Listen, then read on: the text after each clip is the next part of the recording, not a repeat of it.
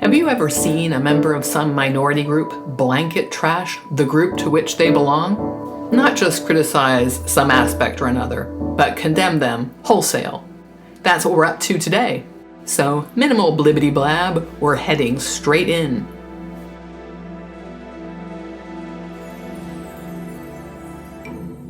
Hi, my name is Scarlett and I'm an atheist and skeptic, and today we are looking at a video called Atheists Are Stupid. It's on a channel called CRP Archive. CRP stands for Coach Red Pill, and I think the guy passed away. There's a lot of RIP Coach in the comments, and the channel does say archive, so he won't be seeing this video. And Red Pill content, there is. I haven't watched any of the other videos, nor do I plan to, because, did I mention, it's Red Pill content, and just no thanks. But I am interested in this video because I have heard some atheists make the same argument CRP does in this video, that some Christians need their religion because it gives them hope, and atheists are big meanie pies for taking that away, or trying to. And please, anyone, point me to the atheists that just go up to Christians on the street and say, God doesn't exist, which immediately convinces the Christian not only that parts of their Christian beliefs are wrong, but that God doesn't exist.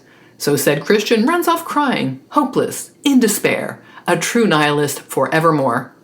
I would love to know if that has happened even once. So let's look at the way CRP frames the question and then how he exudes contempt for pretty much everyone. Also, check out the visuals and tell me what you think is up with some of the camera work. Let's begin.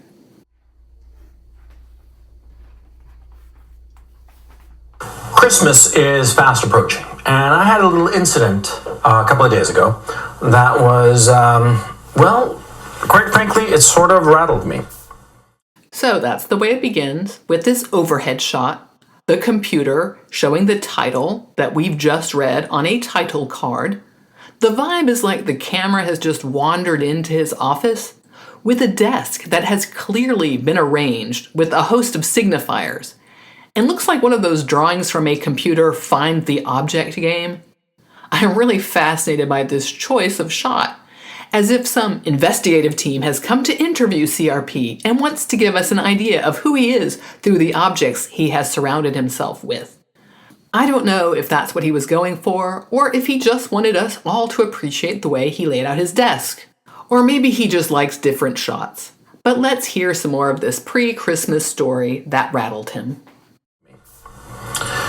You see, my daughter is 4 years old, and I noticed that she was looking despondent. I mean, it frightened me. You know, when a 4-year-old child looks despondent, you sit up and take notice, right? Do you? Maybe I'm overreading what he's saying here. Does he just mean you have a chat with the child? I mean, 4-year-olds get upset about lots of things, can be despondent about silly things. You know, they don't regulate their emotions well and are still learning about fantasy and reality. But if by sit up and take notice he just means less dramatically see what's up, okay. But I feel like he's setting up something more emotionally significant here. Right? So I went up to her and I asked her, you know, what's wrong? What's the matter? You know, and she looked at me with these big, beautiful eyes of hers. And she said that she had been over playing at her little friend's house, and and the little friend's older brother, a 10-year-old boy, had intimated that Santa Claus didn't exist. I mean, oh boy, right? Oh no, shock and horror. Someone intimated that?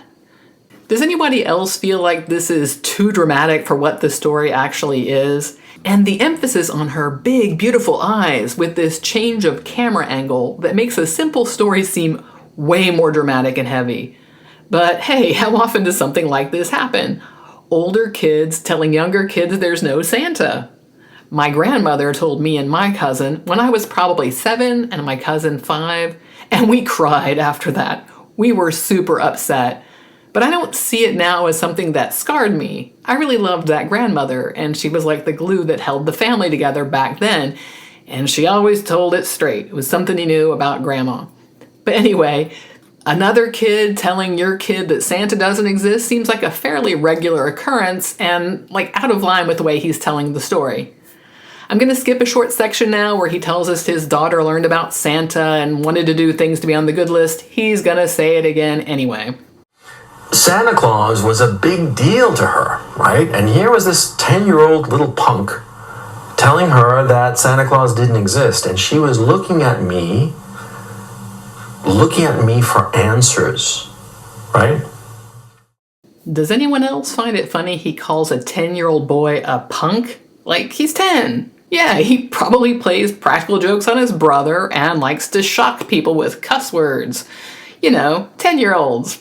And a little older too, and some adults. But let's watch his response. I think this is way over the top. So I knelt down to be at eye level with her, and I leaned forward and looked her in the eye with a furrowed brow. And I held her gaze, and I said to her, "Of course he exists. I talk to him all the time. Yeah, I do. I talked to him a couple of days ago. I have his number on speed dial. Wait, let's see if... Oh, wait. It's kind of late in the North Pole. Santa is probably sleeping. Santa and Mrs. Claus and the little elves. They're all probably sleeping right now, so I'm not going to call him now.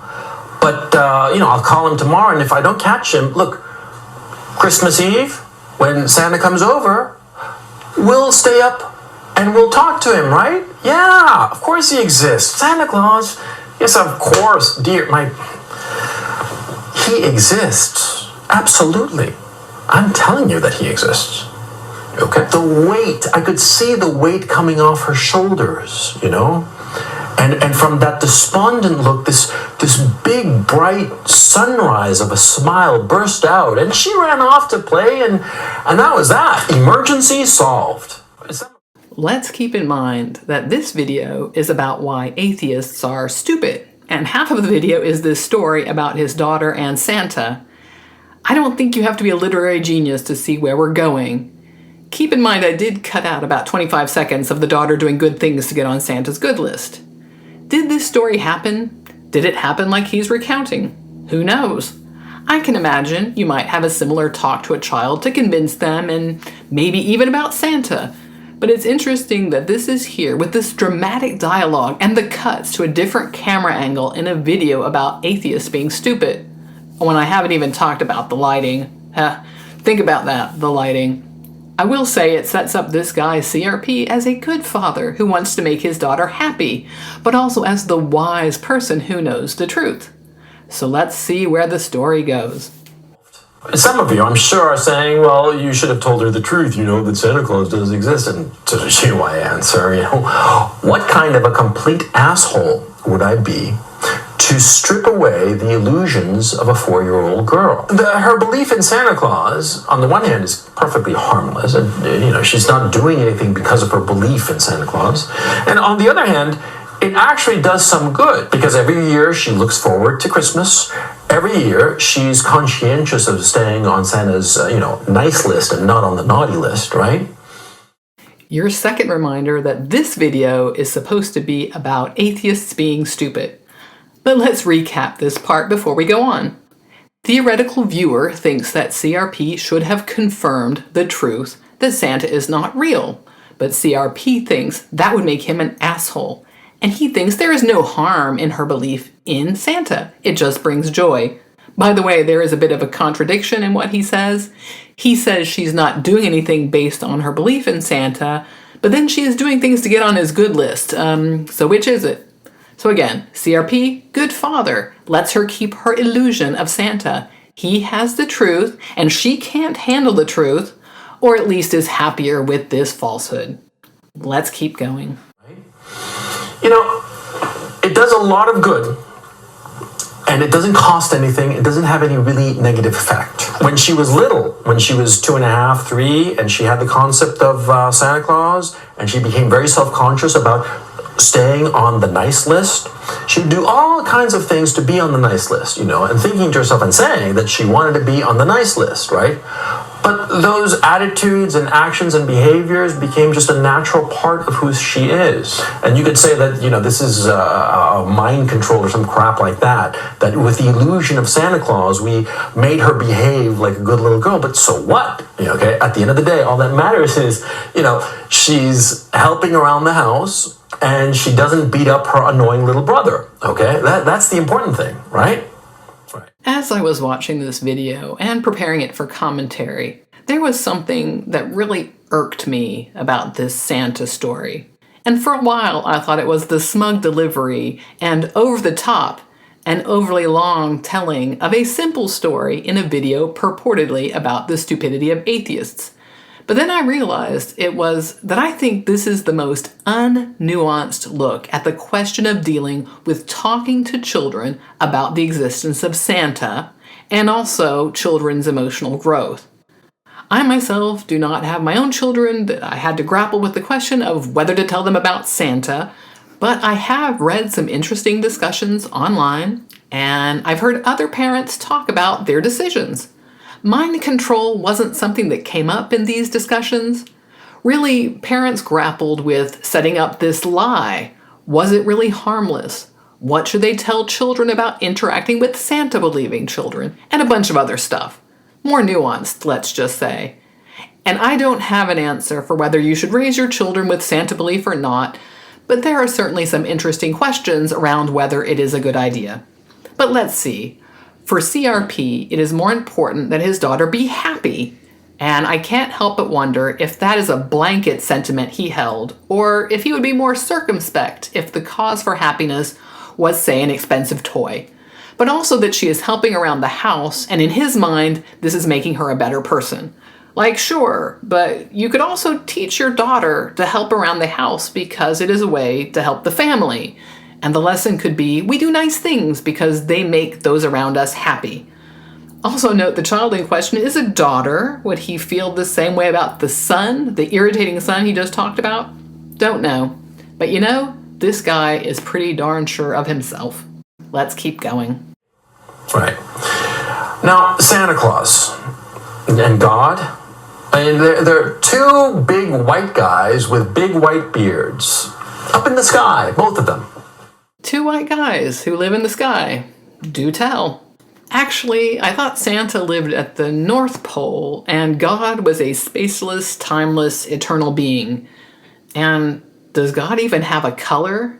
I mean, depictions of him, sure. And Santa, don't get me started on the color of his skin. I do want to point out that in the original video, we are 4.5 minutes into a 10-minute video. That's how long the Santa story took. And I'm sure you were on to the parallel that CRP was going to make about Santa and God. And maybe you are, like me, wondering when the atheists are stupid portion is going to start. Let's see. I mean, they're practically twins. What kind of an asshole would you have to be to strip away somebody's belief in God? Especially, if they're not that sophisticated, not so intelligent as you, perhaps. Excuse me? People who believe in God are not sophisticated or intelligent as you, Mr. Atheist? I thought atheists were stupid. But seriously, I think we're seeing the contempt for everybody coming through. By the way, where are these atheists running around stripping people of their God belief? Recently, I was in Galway City in Ireland, and I saw several Christian groups proselytizing. Luckily, they just had tables with literature set up. They weren't preaching loudly. But I never see atheists preaching at all, in any way. You might see some atheists declaring their disbelief, usually online. But are those people actually convincing in any way to Christians? It's interesting to me to hear this image pop up of atheists that just want to make Christians cry and feel hopeless. What about the Christians that tell atheists we're going to hell for not believing in the right deity? What about those people? You see, I myself am an atheist, right? I don't believe in God. I recognize that as a human being, my understanding of the universe is quite limited, but I do not believe that there is some large white man with a white beard up in the sky controlling everything. I don't know. I hope he's just being a bit hyperbolic in his characterization of God, because I don't know of any Christian who thinks there's a white man in the sky either, and they're usually pretty insulted when you characterize God this way. I don't know what created the universe, and I believe, quite frankly, that my limited human intelligence and the limited human capabilities of my species will never come to any definitive answer as to how the universe was created. That's one of those mysteries, and c'est la vie. But I don't. Well, that's pretty definitive. The origin of our universe is a mystery. Of course, he does specify we'll never have a definitive answer, but we do have answers about a lot of aspects of the formation of the universe. But let's focus on where this guy's mind goes. A creator God. We might never know what created the universe, and that leaves open the question of God's existence. Which, to be clear, it doesn't. Even if we never understand the origin of the universe, that does not provide positive evidence for a God. It's just a God of the gaps explanation. Let's keep going. But I don't believe in God, and yet I would never strip that belief away from anybody, even if my religious upbringing had been damaging to me. It wasn't, by the way. So again, who are these atheists who are stripping away people's God belief? I don't know people who are atheists because someone came up and said God doesn't exist. Usually I hear former believers talk about why the beliefs they were taught did not hold up. Some people were never in a religion and never accepted the tenets of one. One atheist, or many atheists frankly, coming up and saying your God is fake is not an atheist origin story I've ever heard. And I'm wondering, if you were damaged by religion, why wouldn't you want to save other people from that potential damage? Since he wasn't actually hurt by religion, this is just a hypothetical, but I totally understand former religious people who now tell their stories and try to reach out to other people who are hurt so they know they're not alone. And frankly, I understand people who have recently decided they're atheists wanting to express themselves, and maybe they're a little harsh about it. Like, I'm harsh on the regular about religion, and I'm hardly a new atheist. I had a lackadaisical kind of Roman Catholic upbringing, and my family was not particularly religious. I was never religious myself, and I just, the idea of God was never like a big deal. And so today, as a grown man of 50, or nearly 50, I just don't believe in God, and that's that, right? But you see, I would never strip away that comfort from somebody else. Is he assuming people only believe in God because it brings comfort? There are people who think that there are demons and witches and principalities that run the world, that there's a battle between good and evil being waged. There are people who are afraid of going to hell, even if they so much as question God's existence. There are people who have their God belief compartmentalized away. I mean, it's not a monolith, right? That's what I'm trying to say. But anyway, CRP doesn't need God, right? Theists do. Neato. I've met a lot of people who are religious, some of them deeply religious. And their religion and their belief in God gives them a sense of purpose, especially if perhaps their lives are not as happy as they wish they had been. What is with this overhead pan? Seriously, what is this conveying? A God's eye view? The visual language in this video is wild. Anyway, this section, oof. So I'm now wondering if CRP is so confident in his persuasive abilities he thinks he could convince someone to stop believing in God. I'm going to repeat myself, I don't see a lot of atheists out here telling theists to stop believing, and especially by the mere statement God doesn't exist. And as true as it might be that theists think religion provides meaning and purpose, I guess for me, if there is no God, that meaning and purpose is imaginary, and I prefer to put my meaning and purpose into what I think is real. But let's go back into it. Especially if perhaps their life is filled with defeat and setbacks. What good would it be for me to strip away their belief? What kind of an asshole would I be? Again, the assumption that these are sad sacks with nothing good going for them. And I want to put my hopes into something that is real, that when life gets bad, it can get better, that bad circumstances don't last. But I guess for loser dummies who aren't sophisticated, it's fine to believe in something fake. How lacking in compassion would I be to go up to somebody who is a believer and rub their nose in their ignorance and say, look how stupid you are. What a moron, what an idiot you are to believe in God and this big white guy up in the sky. How stupid of you. Why would you tell them they're stupid? I know I snark and make sarcastic comments on my videos, but I don't assume religious people are stupid. I assume they have reasons for believing in the things they believe in. And anyway, even if you do think people's reasons are stupid, you don't have to say it. You can have a respectful conversation. What kind of an asshole would I be if I acted that way? And to what purpose? What would be the point of me acting this way towards somebody who holds a belief that is, for the most part, at least Christians and Jews, harmless? The belief in God, it doesn't harm anybody, and it gives a little bit of comfort to people whose lives are not so fortunate as my own. I'm going to have to push back on this notion there's no harm to these beliefs. When you have bad epistemology, you are setting yourself up for all kinds of bad beliefs. And sure, there are plenty of believers who have their beliefs compartmentalized and they accept science and all that. By the way, is there a bit of Islamophobia in the statement, at least Christians and Jews' beliefs aren't that harmful? Curious. But on the bad beliefs, a lot of anti-science folks and conspiracy theorists these days are some variety of Christian. I can't tell you how many flat earthers and sovereign citizens blab on about God.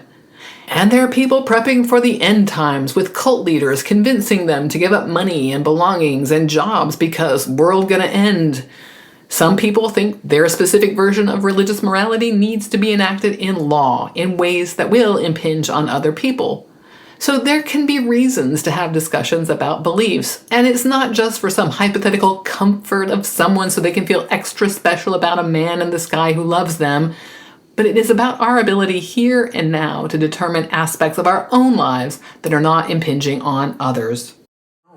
I've never understood atheists who go around belittling people who believe in God. Like I've said, the visual language in this video is wild. So many times the next dialogue starts while he's sitting there. It's not like he has a problem with long pauses either. But in these instances, it's like his self from a couple seconds ago with its serious expression is approving the next thought. Anyway, to answer the question, why do atheists belittle believers? Catharsis? They themselves used to believe it, now they don't. Maybe they are new atheists who are still in the emotional upheaval of a huge shift. You know, like ex-smokers and drinkers who can be a little obnoxious about how they quit. And believers are all around telling you to believe in God and follow their religion. It is a little exhausting. It is tempting to tell them off, as I sometimes do here. Now, I try not to belittle believers in general. I tend to go after the apologists and the especially dumb ones. But I recently did a video on Paul Williams of Blogging Theology in collaboration with Dark of All Trades, who gave me the avatar I've been using. Thanks, Dark. And Paul Williams is very smart and has smartly found reasons for believing through cherry picking. So not all Christians are dumb or simple or have terrible lives. I've never understood atheists because so many of the problems of their lives could be solved by religion, by going to church. What problems do atheists have? And wait, what do you mean you don't understand atheists? You are an atheist. What is this even? But why is CRP assuming atheists have problems? I mean, everyone has problems, really, but there are solutions that have nothing to do with religion. And let me get this straight. Christians have sad little lives and need religion for comfort to give them meaning and purpose, but atheists have problems that religion could solve. Okay? Church. I know so many atheists, young men who are self-consciously atheist, right? And they're very lonely. And they live alone, and they have no friends, and they are online all the time because that's the only social release that they can find. Talk about cherry picking your atheists. Now, I do remember that the channel was a red pill channel and therefore aimed at this very type of dude CRP is describing, but I always find it irritating that the first stereotype of atheists is some young antisocial dude. Of course, those of you listening right now will know, like I do, how varied the atheist community is politically, by gender and age, by sexual orientation, by background and life circumstance. And yet, the image is always some young dude who can't make friends. And this is from an atheist, CRP, who himself is middle-aged and apparently has a family. Unbelievable. If they went to church, well, they'd meet very nice people, church-going folk. And, at church mixers, they'd meet some nice girl. Maybe not a supermodel and maybe not very sophisticated, but a decent person. A person who'd have her priorities on straight, who'd be thinking of having a family and having children and building a loving and comforting and cozy home. And what's wrong with that? Wow, the contempt just continues. But to start at the end, there is nothing wrong with wanting to build a family and a nice home. But I don't know that this suggestion is the best way to start the relationship. Like you're already starting with a major life divergence. This young churchwoman you posit will probably want to, go to church every week and maybe do Bible study. But can we talk about the assumptions about this girl? Not a supermodel and not very sophisticated. Oh, wow, is this your defense of Christians? I happen to know very attractive Christians, and some who are in fact sophisticated, sometimes both. This is so yikes, cringe. But it's on point for a red pill influencer. Young men need to find women who aren't sophisticated. They need young women who want families. This feels so icky. By the way, if you are a young person of any gender, there are lots of ways to meet people who share your interests. Join a club, take a course, go on Meetup and find a group of people doing activities that you enjoy doing. But is this the only problem, meeting somebody? Do you have a job? Do you have activities you enjoy? Do you have friends? There's more to life than just getting married. Build a rich life for yourself with things that are meaningful. Build friendships. And maybe a relationship will come, maybe it won't. You are still a valid human being. There's nothing wrong with that. As I said, I myself am not religious. I don't believe in God. But I'm extremely sympathetic towards those who are religious, who do believe in God. Because what they do, their belief, their religion, gives comfort. What's wrong with that? Ay, this again, comfort. Is that it? Is that all you see religion as? Like the discussion of Santa, this is the least nuanced discussion of religion I've seen, and I've watched Matt Powell videos. What's wrong with a little comfort? A little lie, perhaps, an untruth that fills their life with joy and meaning and purpose, even very humble lives with very little to look forward to. What's wrong with that? At this point, I don't even know what to say. These poor Christians with their humble lives and nothing to look forward to. I'm just agape at the view this person has of, everyone. How about giving people real hope? Not a lie, but real things in their life. Real reasons to find joy and happiness. I would want that for anyone. There's nothing wrong with that. There's nothing wrong with allowing people to have their illusions about God or about whatever else, if it gives their lives a little bit of comfort. And there's nothing wrong with joining in that illusion, even if you don't really believe it. I know I snark about Christian beliefs on this channel, and I can be really harsh about certain apologists, but I think I have more faith. Haha, get it? I have more faith in people's intelligence and resilience. Some people are going to have their illusions, that's true, and we can't do anything about it, and whatever. And in real life, I don't usually engage with people's religious beliefs, but I won't join in it. What I mean is, if socially someone tells me about their religion or asks me about mine, I simply say I'm not religious or I'm an atheist, and I smile and leave it at that. I don't have to explicitly say I think people are stupid or fooling themselves if they are believers, but I also don't have to join in. Because I certainly don't believe in Santa Claus, but when I'm talking to my daughter, I most certainly believe. Okay? I certainly believe because it gives her joy. And for the time that I indulge in that illusion of Santa Claus, I myself feel joy. I feel that joy and that anticipation of the big white guy with a big white beard who'll come down from the sky in his reindeer, sled, and leave presents. Of course he doesn't exist, but so what? The happiness and joy and comfort are enough. So I guess Christians are developmentally like 4-year-olds. And did CRP actually feel that way around Christians?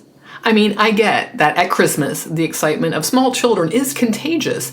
And not just Christmas, going to the zoo or a birthday party or a movie or whatever, being with children can help us recapture some of the wonder and awe of the world we might have forgotten. But is that what you feel around Christians? I don't. I don't feel the same wonder and awe that I would when a child sees a penguin for the first time or whatever. So anyway, where was the atheist or stupid part? That's the title of this video. Why are atheists stupid? Because they might be telling theists God doesn't exist, thus giving them a big sad?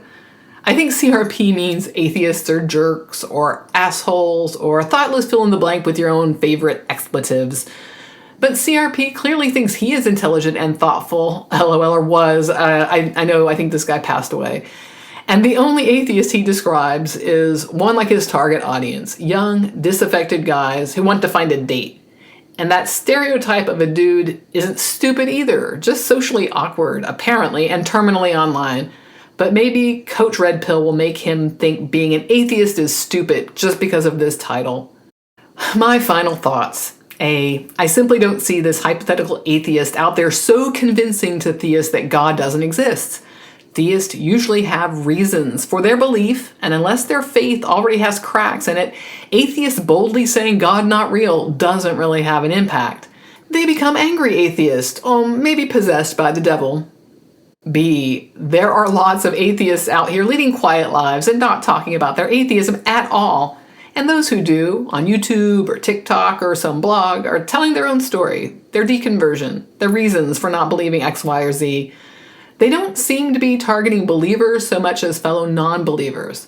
To the extent their content goes to believers, it is to normalize non-belief. Maybe CRP just means that people should be more respectful of others' beliefs, but that isn't what comes across in this video. If he really wanted to tell young people that there are better ways to express difference, I could get on board with that. Now you could say that living out our lives out loud, so to speak, might be enough to pull a believer away, but that's on the theist. That's their own thought process and grappling with what to believe. The presence of different opinions might cause you to reevaluate a position, but people are going to believe different things and you have to come to terms with that. Maybe CRP's message is the traditional sit down and shut up, don't live your authentic existence in public, and I can't get on board with that. And finally, C, as harsh and sarcastic as I can be, I actually have a little more respect for people's intelligence and resilience. I think people can weigh evidence, find common ground, can find strength in the real world. Even when things look bleak, I think there can be real things and people who give us joy and happiness. It's fine for a 4-year-old to get joy from a made-up guy who brings toys once a year. But as we grow up, we should be able to find things in the real world that bring us joy and give us hope. And hopefully we help others and do good things because it benefits the people around us and not just to get on some guest list for the afterlife. There we go. So do you have any thoughts on it? Leave it in the comments below, and while you're down there you can like and subscribe and do all the YouTube stuffing.